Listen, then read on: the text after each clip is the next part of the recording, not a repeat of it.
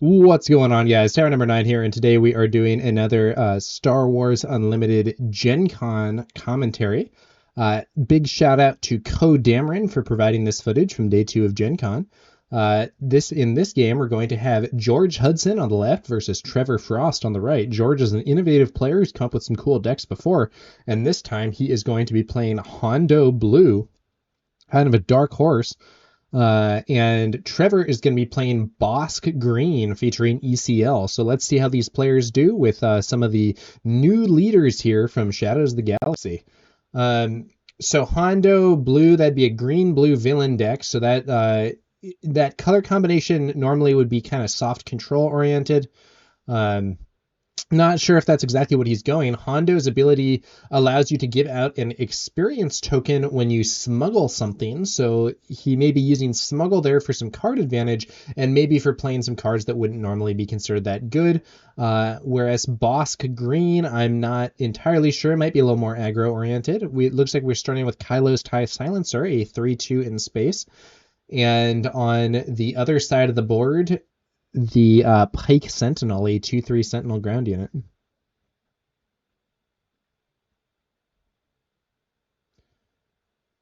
Trevor's going to throw Bounty Hunter's Quarry on that Pike Sentinel. And George smuggles out a fighter there. This is, I think, the Collection Starhopper, and that is a 2/2 that can be smuggled out for 3. Hondo's ability used to give the buff to the Pike Sentinel to try and make it safer, but a Forced Choke comes out, killing the Pike Sentinel, and then allowing Trevor to bring out a, let's see here, looks like a Phase 3 Dark Trooper being brought out there from the Bounty Hunter's Quarry. And then George is going to take the initiative. And Kylo's TIE swings in for 3 damage.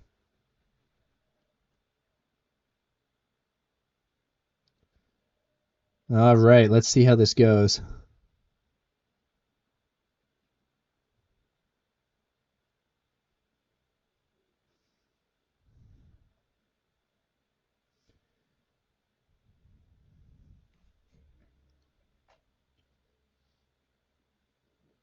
George leads things off by trading his Starhopper for Kylo's Silencer. He takes another 3 damage to his base from the Phase 3 Dark Trooper.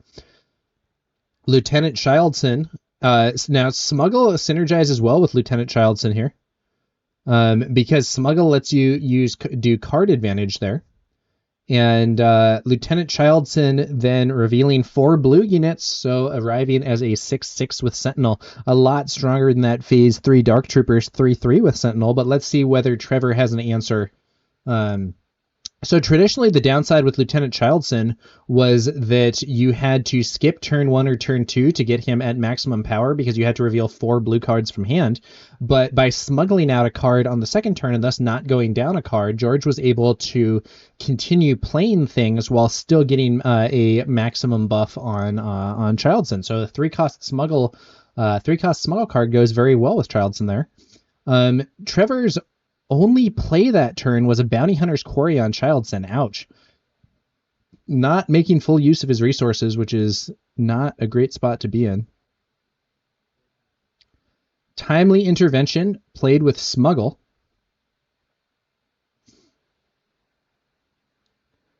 Hondo triggered, buffing Childson.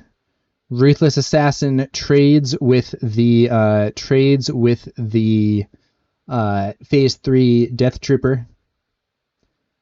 So Timely Intervention plus the Ruthless Assassin there. Ruthless Assassin is a 3/3 with Overwhelm that when played deals 2 damage to a friendly ground unit. And so he did the damage to himself. The ambush was used from Timely Intervention, and because that was smuggled out, it allowed George to buff Childson again. So Childson now with a mighty 5 experience, hitting the base for 7. Bossk deploys. George takes the initiative. 7 HP. Now,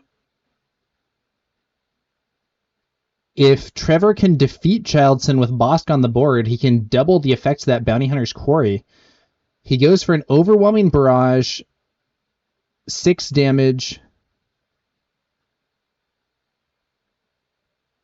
Whoa, what happened there? Oh, because he had the...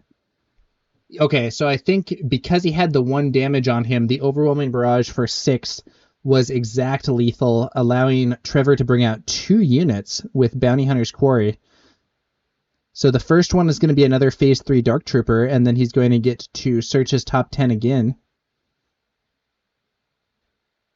That is a huge reversal for Trevor. Bossk's ability to double a bounty is really strong here because Bounty Hunter's Quarry is already a very efficient card, and it's getting even more efficient.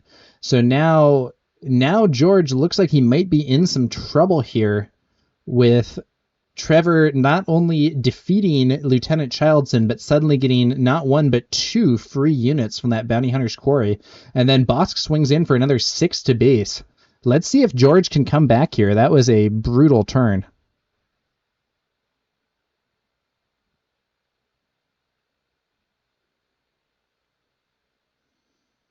All right.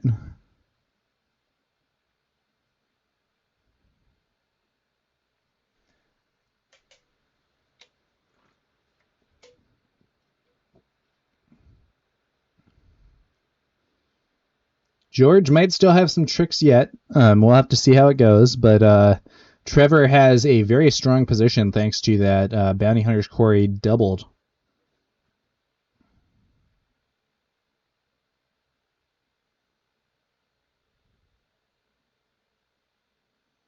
Let's see what happens here.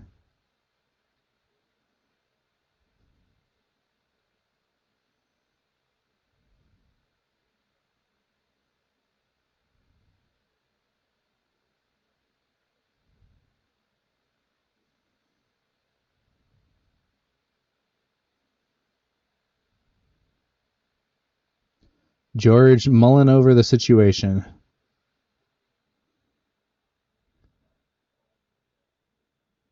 Looking through his resources for potential smuggle options, I think.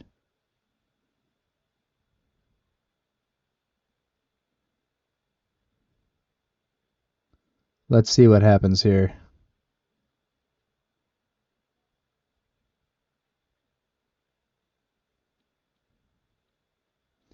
Timely intervention, I believe via smuggle. Lom Pike. Lom Pike gives punishing 1 a shield and gives himself a shield, then clears out the Phase 3 Dark Trooper. 3 damage to base from punishing 1. Hondo hits the field. If we see another doubled bounty this turn, I think Trevor could really kind of close this up. Ooh.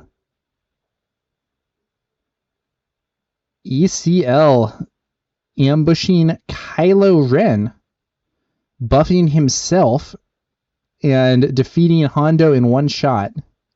It's not a doubled bounty, but it is still pretty bad for George.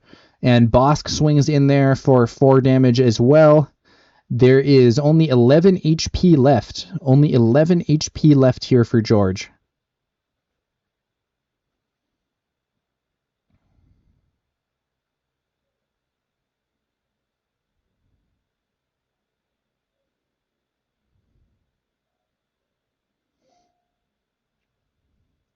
Let's see how this goes. Sorry if you guys just heard a phone ping there.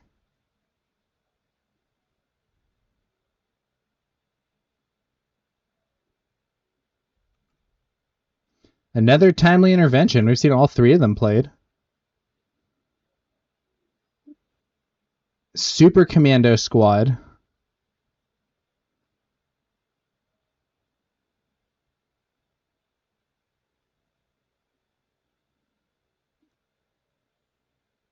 Super Commando Squad puts the shield on before the ambush, defeats Kylo.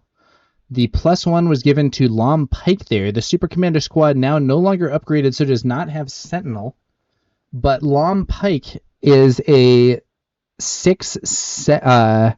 now a 6'8", 6'7", 6'8", I think. He's a 4/6 base. And so he could potentially attack, give a shield to the Super Commando squad, which re-enables its Sentinel, and then give a shield to the give a shield to Punishing One. No, he gives the shield to himself instead of the Super Commando squad. Punishing One keeps hitting the base. Only 4 HP left for George. I don't know. He needs to, if he doesn't see some healing or something, I think he's in big trouble. Maul ambushes in, putting the damage on Punishing One, which absorbs it with the shield. I think they erroneously removed 2 shields. It should still have 1 on it. But at that point, George actually scoops as he does not have a way to handle this situation. So that is going to be a win for Trevor, and we move into game 2. It seemed like Trevor, it seemed to me like George was winning early. He had that really powerful Lieutenant Childson, but the barrage from Trevor that allowed him to, the barrage from Treasure allows him to clear Childson and score the Bounty Hunter's Quarry twice using Bossk's ability, and that felt like a massive turning point, because instead of Bossk being unable to attack or having to attack into a unit that would kill him, he defeated that unit, did an extra 2 damage to base with the overwhelming barrage bonus stats, and got 2 units of his own on the board, and at that point it seemed like George was unable to stabilize the scenario. So congratulations to Trevor, and we'll see whether or not George can get the win in game 2. If he can, he'll be able to potentially go for the big comeback in game 3. And the players are sideboarding, and we'll see where things go from here.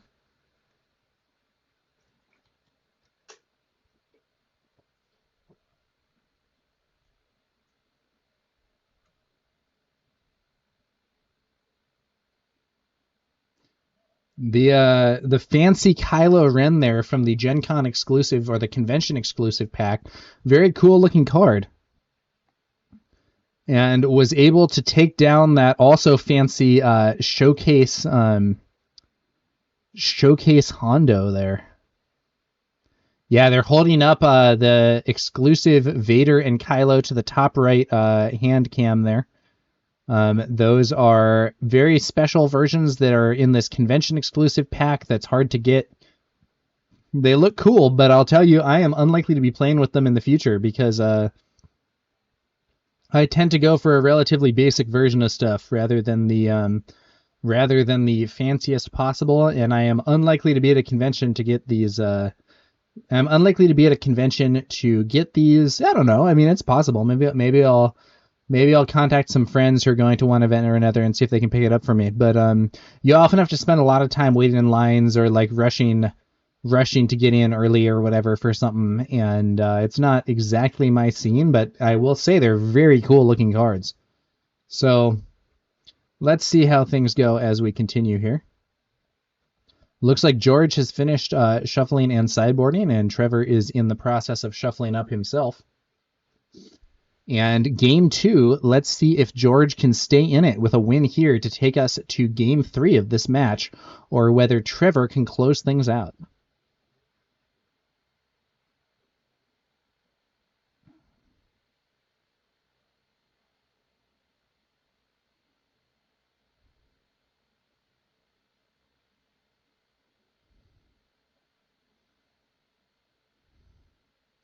Trevor is going to go for a mulligan here while George is keeping the hand.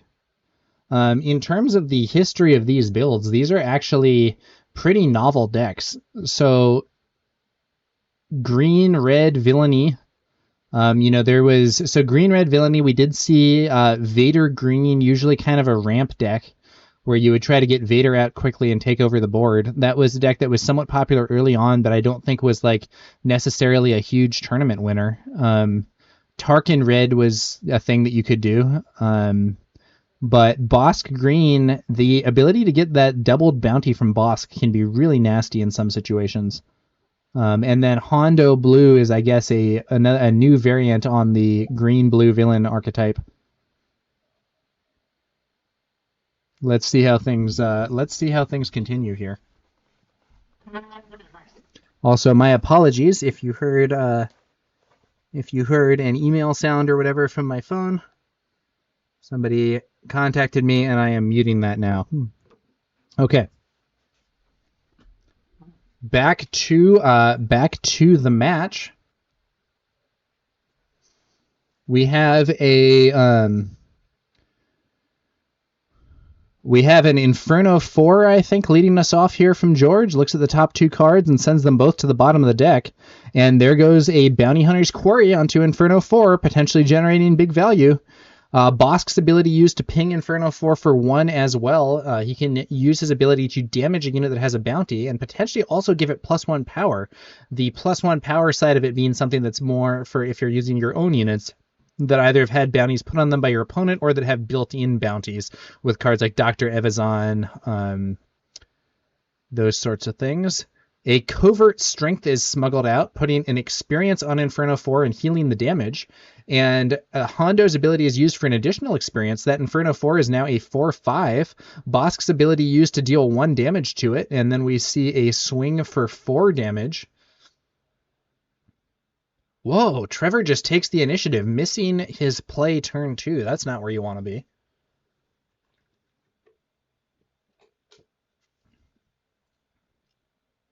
On the other hand, the Covert Strength there isn't the biggest play ever, but it is also card neutral, I believe, because that was smuggled out.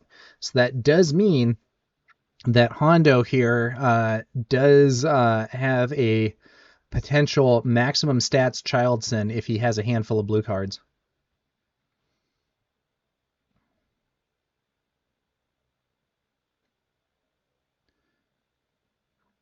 Trevor with a timely intervention.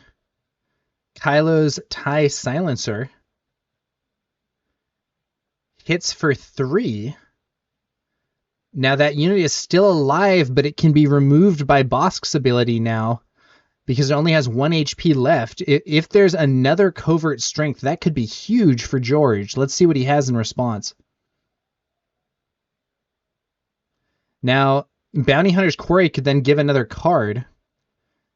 A collection Starhopper, and then that is played via Smuggle, and Hondo's ability is used for another +1 on Inferno 4, taking it out of range of Bossk's ping.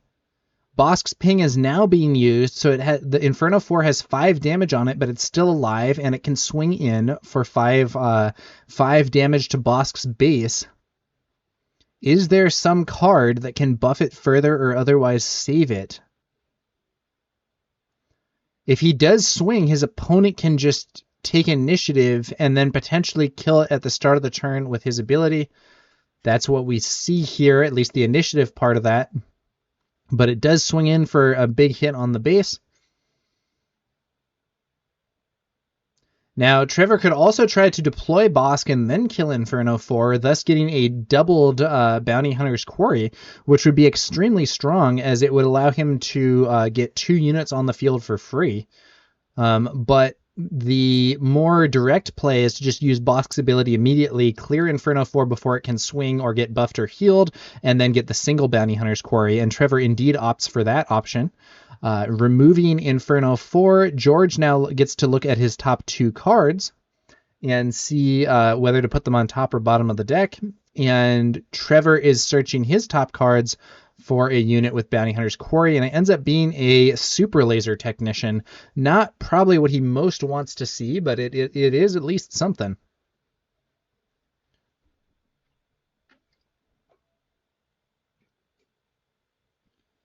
Well, Super Laser Technician on the field.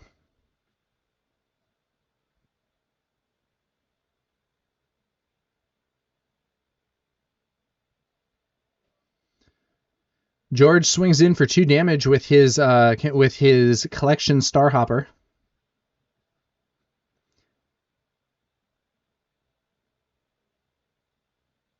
Neither player has spent resources so far this turn, so we could easily see quite a few more plays before this turn ends.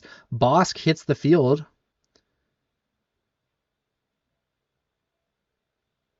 George smuggles out Lom Pike, using Hondo's ability to buff Lon himself.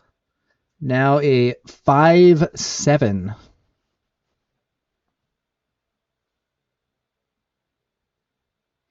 Does Trevor have a bounty and a way to kill that unit? If he does, he could be in a very strong position thanks to Bossk potentially doubling that bounty. But we don't know for sure.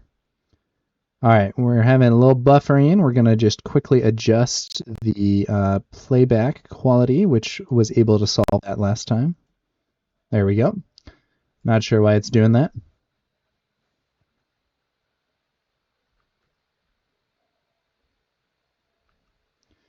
Bossk just goes for the base, 4 damage to base. I think initiative taken here. Now, amusingly, we could see an attack there using Lom Pike's ability to give a shield to a unit on each side. He could use that ability to shield his opponent's Super Laser Technician, making it more difficult for that Super Laser Technician to get removed.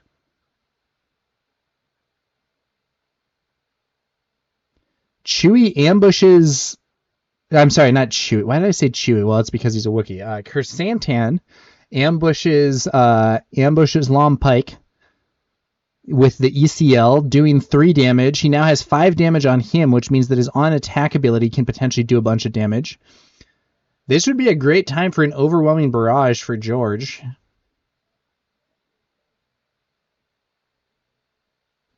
I mean, it wouldn't be totally optimal, but it would be handy. Now he could attack with Lom, shield himself, give the other shield to the Super Laser Tech, and defeat Kersantan. That honestly seems like a pretty good play to me. But he is still behind, although Hondo will get to deploy this turn. Let's see what George has.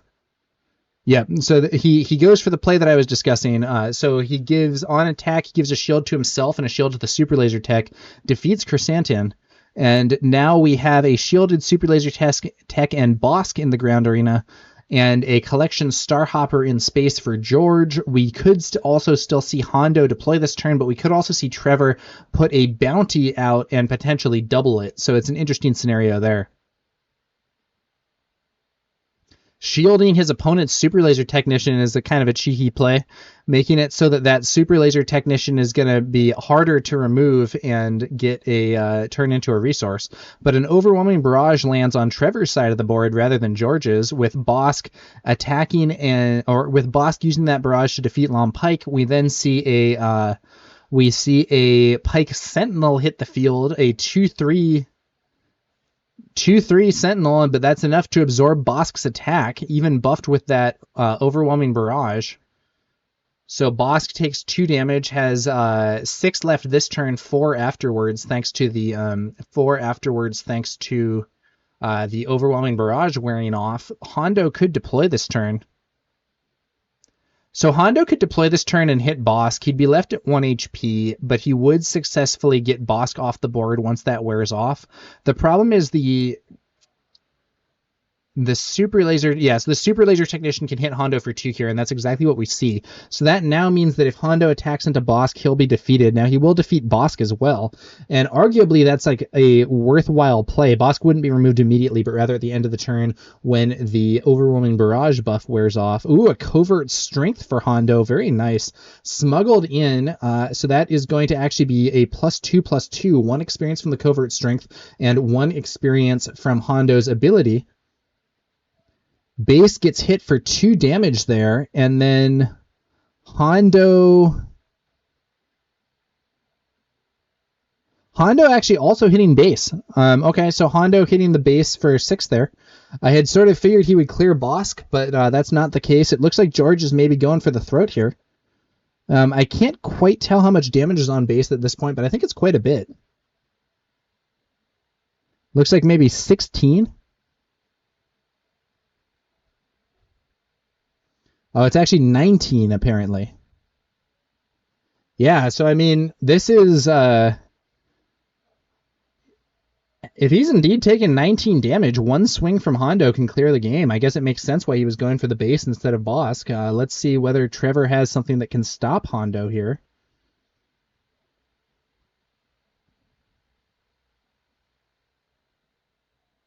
I think we could be headed for game 3 unless Trevor has something that can deal 9 damage or some kind of, maybe he could throw out one of those, phase 3 Dark Trooper. That's exactly right. So that's going to show up and block Hondo from attacking into the base, which would be basically an immediate win.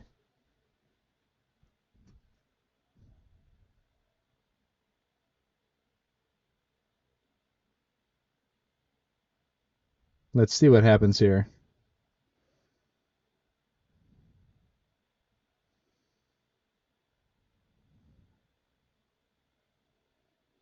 Hondo is a 3/7 base, but he has 2 experience and raid 1, so he would actually swing for 6 here and be able to close the game. If George has some way to get around this phase 3 Dark Trooper, he could potentially remove it or somehow give Hondo Saboteur, but it looks like he doesn't have a way around it. Hondo is just going to swing in there and defeat the Trooper, taking 3 damage, but Trevor has bought himself some breathing room with that phase 3 Dark Trooper.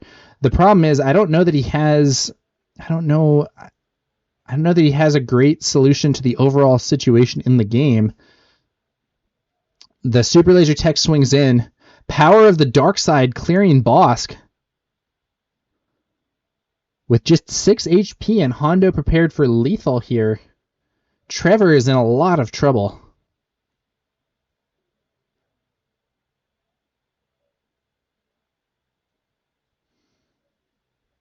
If he'd played a smaller unit before attacking with the Super Laser Tech, he would have been safe from that Power of the Dark Side on Bossk.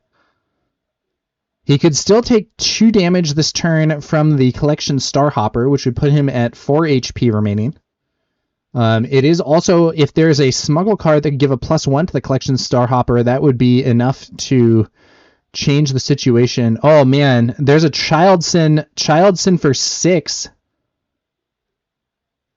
Yeah, Childson with the +2/+2, or I'm sorry, with the +4/+4 from 4 blue cards. So overall a 6/6, only 4 HP left for Trevor after the Collection Starhopper swings in, and both Childson and Hondo can swing for lethal. It looks like Trevor is going to scoop there. So it is a win for George. We're 1-1, and we are going to go into game 3. Let's see whether George can make the comeback happen and win the rest of this match.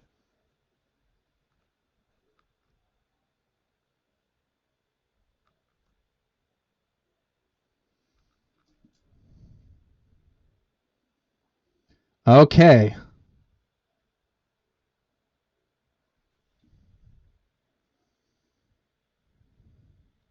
We are 1-1. Not sure if there's going to be any update to the sideboards. Often, a lot of your sideboarding is done between game 1 and 2, but it is possible that you see something in game 2 that makes you change your mind or you rethink your sideboarding choices. However, it looks like they're moving to shuffling, so probably relatively quick decisions, whatever was going on there. Both of these players are, I believe, 2-0 in round 3 of the event, so they're playing to be 3-0. Hondo, with the buff from that Covert Strength, was able to lock down the game. Trevor was able to slow him down, but not actually stop him. The power of the Dark Side to clear Bossk there put Trevor in a spot where he didn't have a lot left. So we'll see if George can make the comeback happen with a potential win here, or if Trevor can close things out with a win himself over Hondo. I think Hondo has been a significantly less popular leader than Bossk, so I'm kind of rooting for George here because I think it's a cool and innovative deck. But Bossk isn't exactly like a leader that everybody is playing necessarily either. So I think really both of the decks that we're seeing here are kind of unorthodox and interesting in some ways.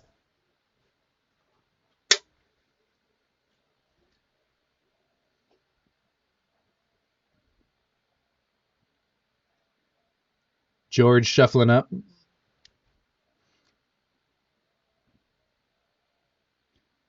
Should be interesting to see how this goes.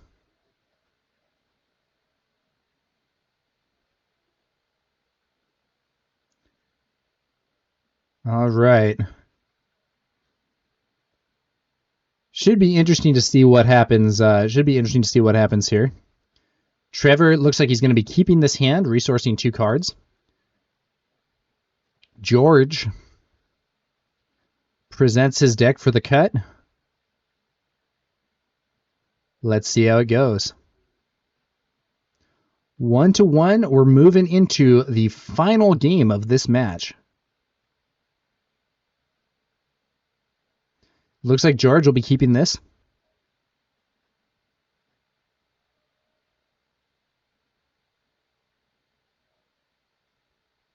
Once again, shout out to Code Dameron for providing the footage from this event. I think he has a really cool setup, especially at GenCon, where I believe he just had a portable setup that he was able to put to get these games filmed. I don't think this was a official streaming table necessarily. I think it was just a player on his initiative setting this stuff up. So very, very cool. It looks like Trevor is going to lead off with Dengar. So Dengar is a 2/2 that when you play an upgrade on a unit can deal damage to it. Trevor takes the initiative here. So I think the idea with Dengar is that you play an upgrade on your opponent's unit, you damage it with Dengar, and then you can also use Bossk's ability to do further damage to it based on that upgrade being a bounty. So let's see how things go.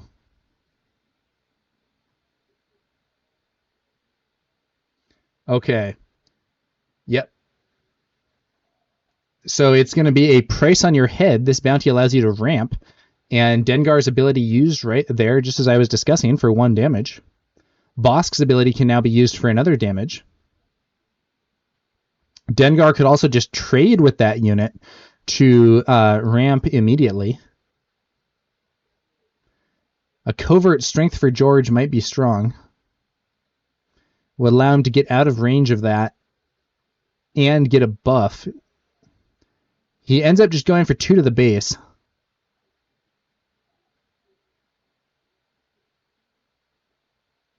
So Trevor could send his Dengar in there for the trade, and that's exactly what he does. The bounty there going off and allowing him to ramp a card. Collection Starhopper hits the field and give Hondo's ability used to give the Starhopper itself +1/+1, and Trevor takes the initiative. So Trevor has successfully ramped, but had to trade his Dengar to do it, and George has a 3/3 in space. However, we could see Bossk hitting the field this turn. Then again, that might be a risky play with that power of the dark side, so Trevor might do better to put some units of some kind onto the field before developing Bossk. Or before deploying Bossk, rather.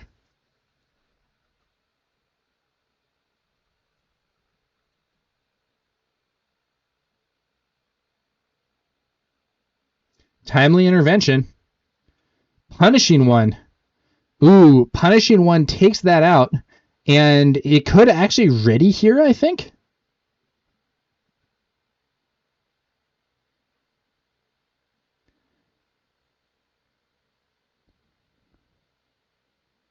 Yeah, an upgraded enemy unit was defeated, so he could ready Punishing One, but I think he forgets to. Maybe not realizing the experience was an upgrade or forgetting, or maybe I have something wrong with the timing, but I think Trevor should be able to ready Punishing One in that situation. It's going to be a 6/6 Lieutenant Childson from George, so that's a rather substantial obstacle for Bossk. And Trevor opts not to deploy Bossk. He's just going to claim. Or take the initiative, and he has, I think he now has all 3 of his super laser techs in hand, which is not what you want. Maybe he resourced 1 earlier. At the very least, he resources 1 of these and still has 1 in hand, at least, maybe 2.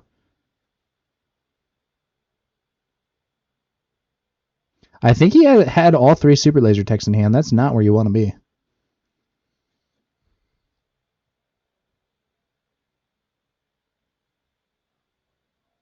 Bossk does deploy to Childson, only for Childson to just kill him. Ouch. I guess Trevor was hoping to draw something to get him out of that situation and didn't see it. ECL Super Laser Tech into defeat Childson.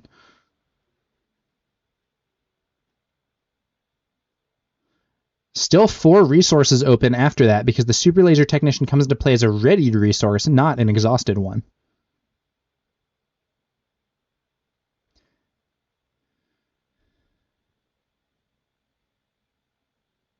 Having ramped twice, Trevor now has 7 total resources, I believe, to George's 5.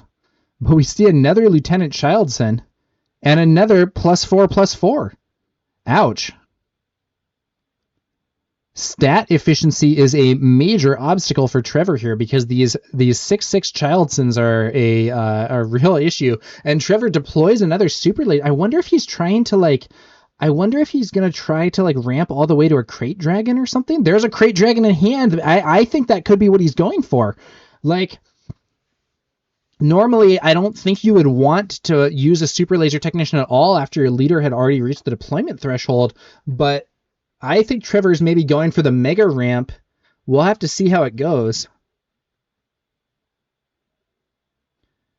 Childson swings in for 6. 8 damage taken on base now.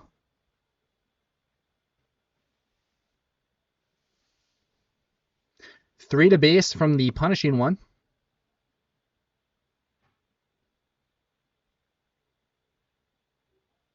Hondo hits the field.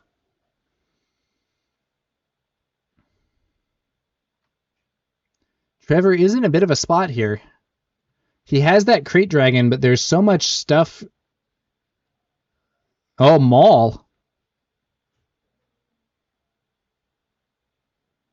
Yeah. Okay, so Maul ambushes in, defeats Childson, and sends the damage over to Punishing One, not taking any damage himself, since Punishing One is Underworld. And I think 1 damage gets through to the base as well with Overwhelm, so George now having taken 7. Pike Sentinel. Trevor sends his Super Laser Technician into the Pike Sentinel, but it's still on the field. Power of the Dark Side clearing Maul. Ouch! Not what Trevor wants to see there, and Hondo still in position to swing for 4 into the base. Trevor is behind, but he's ramped so much that he might be able to get that Crate Dragon or other endgame stuff out to try and resolve the situation. He's just got to hope there's not another Power of the Dark Side to clear a Crate Dragon if he does play it.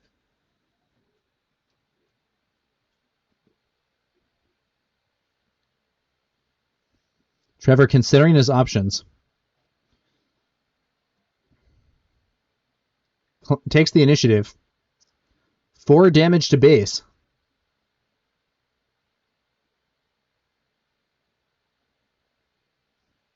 I think he's now taken 12.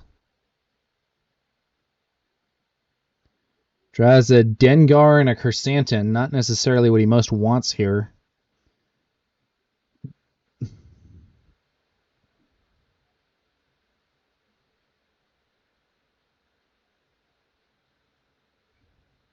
Looks like George has a Snoke in hand, as well as I think an Inferno 4.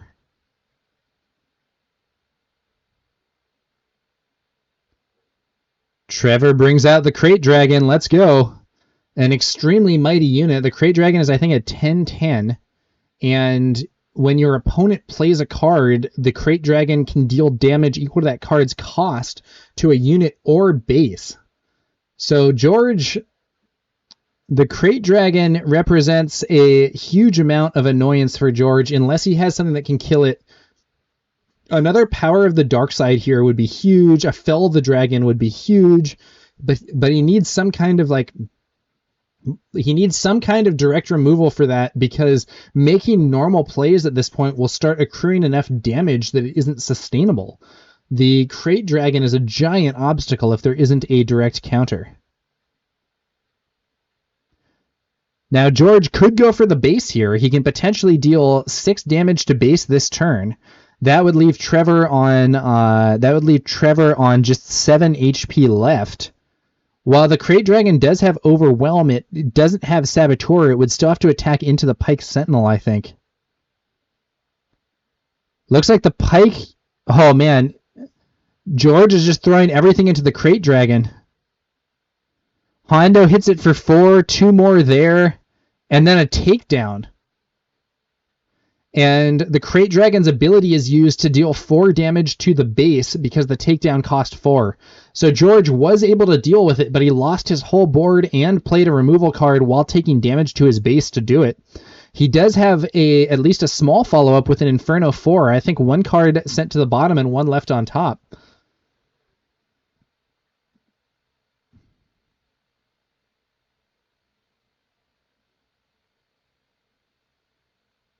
All right, that was an exciting development. Trevor drawing even more ramp. I think it's very unlikely that he uses it at this point. Yeah, he's resourcing the price on your head that he just drew. 11 damage on George's 30 HP base, and I believe it's 12 damage on Trevor's 25 HP base. So Trevor has 13 HP remaining, where George has 19. Bounty Hunter's Quarry thrown onto Inferno 4, potentially allowing a free unit to be played from the top of the deck. It has to be, you get to search your top 5 or top 10 if it's unique, I think, for a unit with 3 cost or less, and put it into play for free. Inferno 4 is unique, so that's a little bit of extra search size. Inferno 4 swings for 2 damage to base. Kersantin is then played, and because there is an enemy unit with a bounty, Kersantin comes into play ready. Power of the Dark Side immediately clears Kersantin, though. Not what Trevor really wants to see there, but fortunate for him at least that wasn't in position for the Crate Dragon. Lom Pike on the board. I think Lom Pike was played via Smuggle there, and gives +1/+1 to Inferno 4 using Hondo's ability. Interestingly, Bossk's ability wasn't used that turn, could have done 1 damage to Inferno 4 for free. Not entirely sure why that wasn't used. He might have just forgotten, or maybe he thought that he just wanted to take the initiative. In this situation, George's card advantage from Smuggle is really something that could be brought to bear here, I think. Let's see how this goes. Trevor opts not to resource. Looks like he has a Ruthless Raider in hand. Timely Intervention. Ruthless Raider. 2 to Lom Pike, 2 to base. Ambush takes out Inferno 4.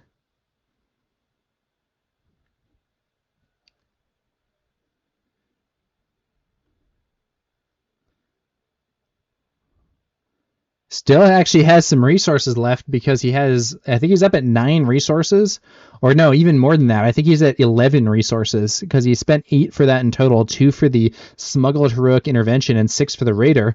Defeating the Inferno 4 triggers Bounty Hunter's Quarry on a unique unit, letting him search his top 10 for a 3 or less cost and put it in. And it's going to be another punishing one. 3 resources left. He had 11 resources and spent 8, so the mega ramp there from Trevor may be paying dividends as he still has stuff available. And the Ruthless Raider does take 3 damage in return from Inferno 4. Lom Pike able to swing for 4 here. Could leave Trevor with 18 damage on the base, which would be getting pretty close to a defeat. Trevor does still have 3 resources with which to try to pull out some other plays, though.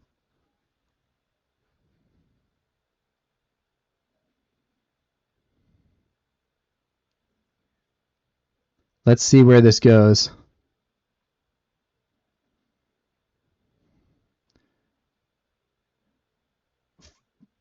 Forward to base, and he gives the Ruthless Raider a shield as well as Lom Pike.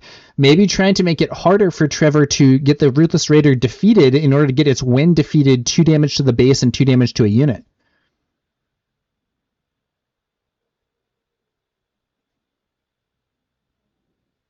Now wait, did they mess that up? Hang on. 16 damage on the base. I feel like it should have been more. Oh, man. Yeah, so there was 14 damage on this base. There was 14 damage on this base before Lom Pike attacked.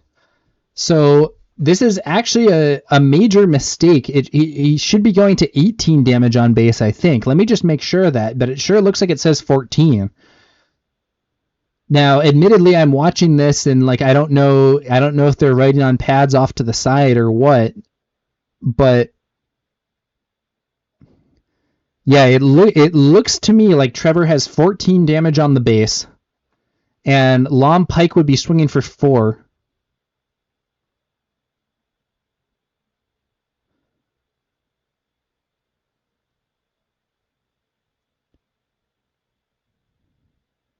Yeah, so he's messing around with the die and they get it wrong. It's only 16, but it should be 18.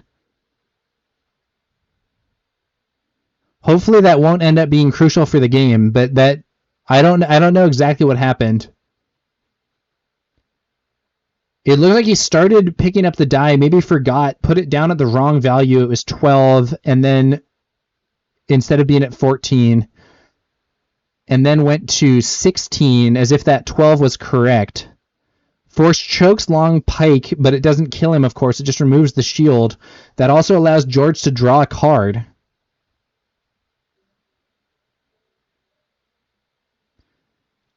And Supreme Leader Snoke, -2/-2 to Trevor's side of the board. So that Raider is now a 2/4 with 3 damage on it, and the punishing one is now a 1/2.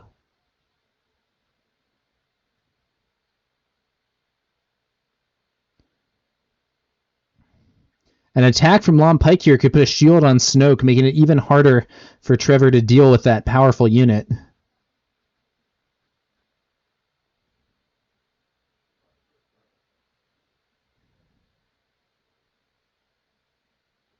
Snoke, a very relevant card. I think he's really actually been a standout for these blue control decks, because the -2/-2 makes a lot of units just not very effective, and previously sometimes these decks would be vulnerable to people playing multiple small units. Let's see how this goes.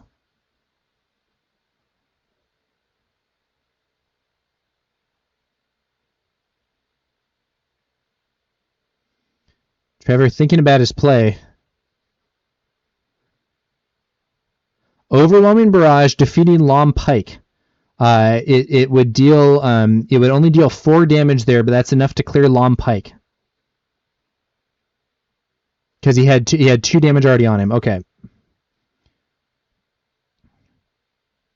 7 resources left because Trevor has resourced all the way to 12. So now the Raider can attack and deal 4 damage, because the -2/-2 for Snoke is compensated for by the +2/+2 from the Overwhelming Barrage. Snoke swings in for 6. Trevor goes up to 22. Should be 24, I think. But either way, he's 1 attack away from being defeated by Snoke here.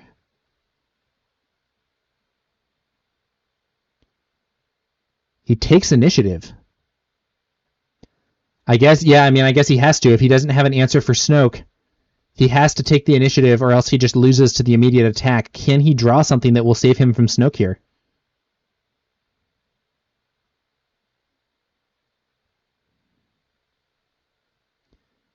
Can he? I don't know what it would be. Maul doesn't kill Snoke. A collection Starhopper, Hondo's ability used to buff the Starhopper, and then the client. I don't think Trevor has a way out of this. Could be wrong. He only has 3 HP remaining, and there's the handshake. So I think they did get it wrong with the damage from that attack on Lom Pike, but it ultimately didn't matter because Snoke was able to take control of the game. So congratulations to George. After losing game 1, he managed to make the comeback, win the remaining 2, and win the match 2-1 with his innovative Hondo Blue build against the Bossk ECL that Trevor was running. So congrats to George. And big shout out once more to Code Dameron for setting this up, providing this footage, and allowing me to do commentary on it. If you want to hear the original version of this video with player audio instead of commentary on the game, you can check that out. There's going to be a link in the video description below, as well as a link to Code Dameron's channel. Head over there and give him a follow. Thanks again for watching, guys, and we'll be back later with some more Star Wars Unlimited content. I will catch you guys later.